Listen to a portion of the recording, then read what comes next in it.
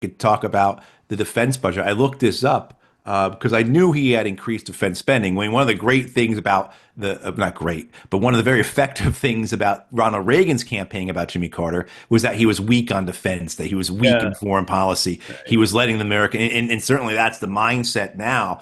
What did Jimmy Carter do in the military? Oh, he gutted it, et cetera. And the reality was the exact opposite. And so when Carter comes into office, his first year, 77, that would have been Ford's last budget. So 77, the Pentagon budget was $104 billion, right? Wow. By 81, so Carter's last budget, the budget was $176 billion. Wow.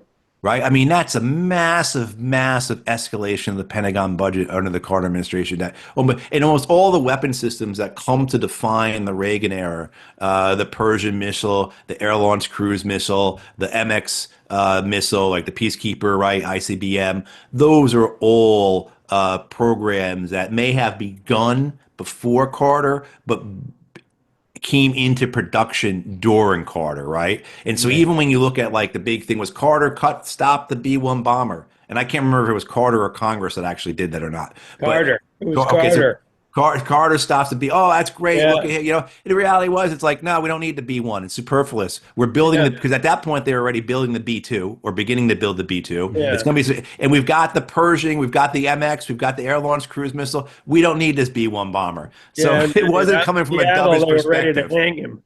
Yeah. Oh, they were. I mean, I remember as a kid, because I was always a nerd about this stuff. Big surprise, right? But I was always a nerd about this stuff. So I remember as a kid, like when they were bringing back the B-1 bomber, or was it 82 or 83, like hearing that word and hearing, oh, blah, blah, blah, Carter, like, so, but even too, the other weapon systems on the conventional side, not strategic side, but the more, the Abrams tank, the Apache helicopter, all these weapon systems we still have now, which again, which is a whole other show we could do on how poor and how bad and corrupt and inefficient and incompetent the American defense industry is that they haven't replaced these things yet, and regardless of how we view, right, the empire, regardless of how we view the military industrial complex, regardless of how we view our militarized foreign policy, our priorities in this country, everything else, I think objectively we can say having a tank that was designed back in the early 70s is just not a good thing, right? I mean, like you would have think at some point,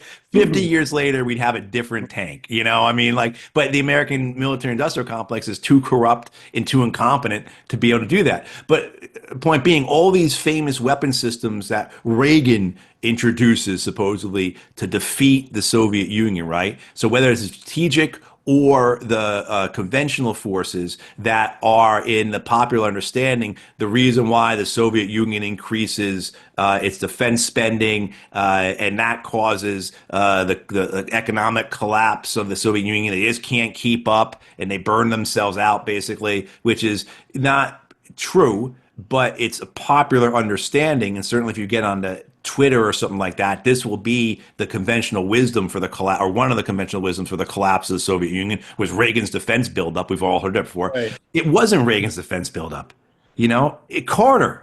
It was a Carter buildup that Reagan took right the glory of. Because again, Carter comes in 77, $104 billion to the Pentagon. When he leaves 81, the 81 budget's 175, 176 billion. That's a massive increase. And so I think that shows a lot about the imperial nature of Carter's presidency.